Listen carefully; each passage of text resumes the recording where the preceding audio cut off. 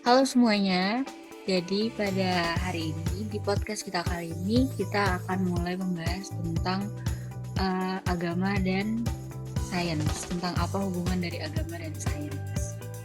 Oke, kita lanjut ke permasalahan pertama kita. Jadi di sini aku mau tanya ke salah satu narasumber yang telah hadir pada hari ini, tentang gimana pendapat kamu tentang apa sih itu agama atau apa sih itu sains. Oke, boleh Mas Kevin untuk dijawab pertanyaannya. Gimana pendapat kamu tentang pengertian sains dan agama? Halo, eh, Halo. kalau menurut aku tentang sains itu dalam sejarah manusia, kayak hubungan antara sains dan agama itu kayak berlangsung cukup selalu mengikat sih, antar relasi antar keduanya tidak selalu profesional pada sebuah dasawarsa dan suatu teoritis sains dan agama sering terjebak dalam pertikaian sengit yang menyebabkan banyak ilmuwan tak mau menghargai agama. Begitu pula sejumlah agamawan tidak dapat menikmati temuan-temuan sains. Lebih dari itu juga ada pola hubungan sains dan agama juga kerap saling mendominasi sekaligus mendiskriminasi. Pada sebuah era di mana pengaruh agama dominan, disitulah peran sains kemudian tereliminasi menjadi disiplin ilmu yang kurang berkreasi sebagaimana semestinya. Menurut saya seperti itu. Oh, bagus banget ya penjelasannya Mas Kevin, sangat rinci dan sangat jelas. Kayaknya agak kurang kalau kita cuma nanya-nanya tentang pengertiannya doang. Jadi berikutnya aku pengen tahu tentang uh, apa perkembangan atau gimana perkembangan ilmu sains dan agama selama ini sampai sekarang, dari dulu sampai sekarang gitu maksudnya. Gimana Mbak Eme? Ya, jadi sains terbentuk sebagai disiplin yang berdiri sendiri menjelang abad ke-16 dan 17. Nah, terus ada ilmuwan bernama Santo Thomas. Nah, yang dengan menelusuri batas-batas antara alam dan dunia adikodrati dan dengan menguraikan prinsip-prinsip yang mendasari konsistensi alam, nah mengawali emansipasi itu.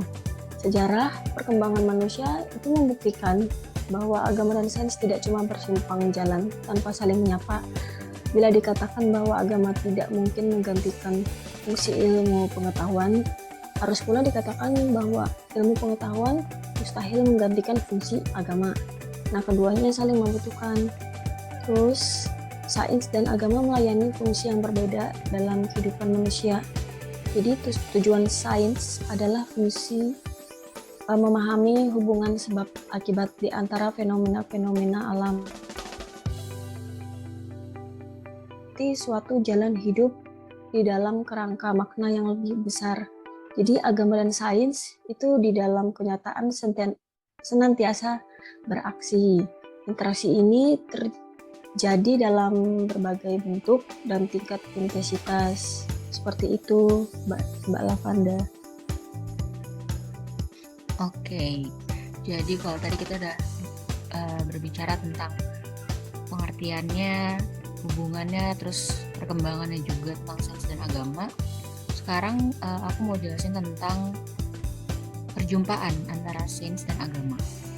Jadi kalau misalkan dari perjumpaannya sendiri itu dibagi dalam beberapa tipe atau beberapa kubu.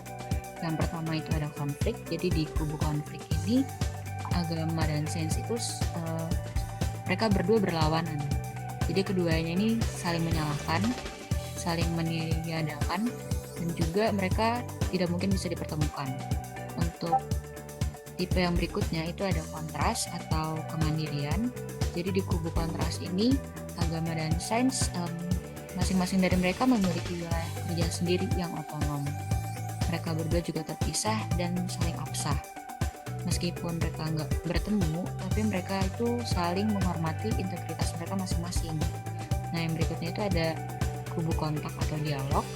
Nah, di kubu ini mereka saling bertukar pandang dengan sains, agama dan sains untuk memperkaya perspektif mereka tentang kenyataan. Akan tetapi keduanya memang tidak mesti sependapat.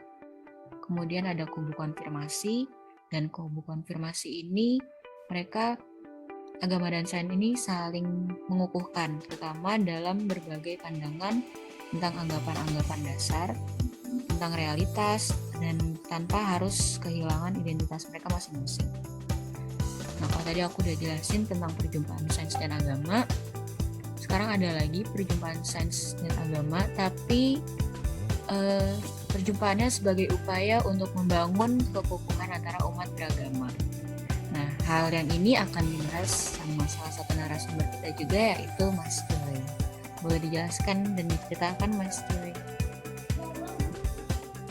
Nah, supaya mengutamakan keberhasilan dialog antara agama dan sains, yang beberapa hal yang perlu dihindari itu seperti supaya terjadinya kesejaran argumen agama maupun sains, salah satu pihak tidak membuktikan atau menolak klaim masing-masing. Selanjutnya, kesejaran argumen tidak mengharuskan agama dan sains melepaskan masing-masing argumen mereka.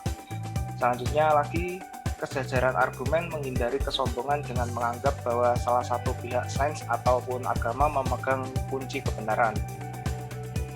Kesejaran argumen menjaga hubungan antara sains dan agama agar tidak terjadi perang yang berkorban.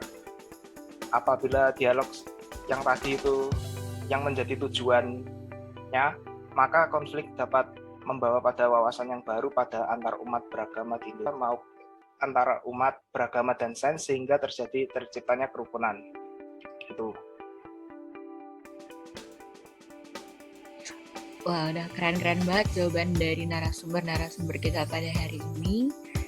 Tadi kita udah bahas tentang perjumpaannya, terus perjumpaannya udah upaya untuk membangun kerukunan, kemudian ada pengertiannya juga dan perkembangannya.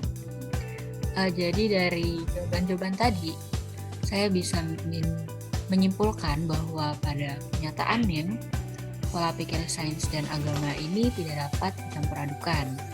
Terdapat perbedaan pastinya tentang cara pikir agama dan sains, dan agama memang mengajarkan untuk menjalani agama dengan penuh keyakinan, sedangkan sebaliknya dalam sains, skeptisme dan keraguan-raguan justru menjadi acuan untuk terus maju.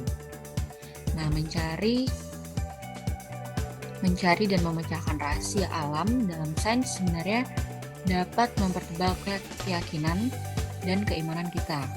Namun demikian, iman juga dapat digoyahkan oleh sains seandainya dicampur adukan dengan pemahaman agama. Nah, hubungan antara sains dan agama ini pastinya nyatanya saling mendukung dan melengkapi agar memperkuat satu sama lain tentunya. Dan walaupun sains dan agama berada dalam konteks yang berbeda, mereka saling memiliki titik temu yang sama, yaitu mencari jalan kebenaran. Oke, sepertinya sekian dari podcast kita pada kali ini. Terima kasih untuk semua narasumber yang sudah hadir, dan sampai bertemu kembali. Ya, Terima mantap. kasih. Ya.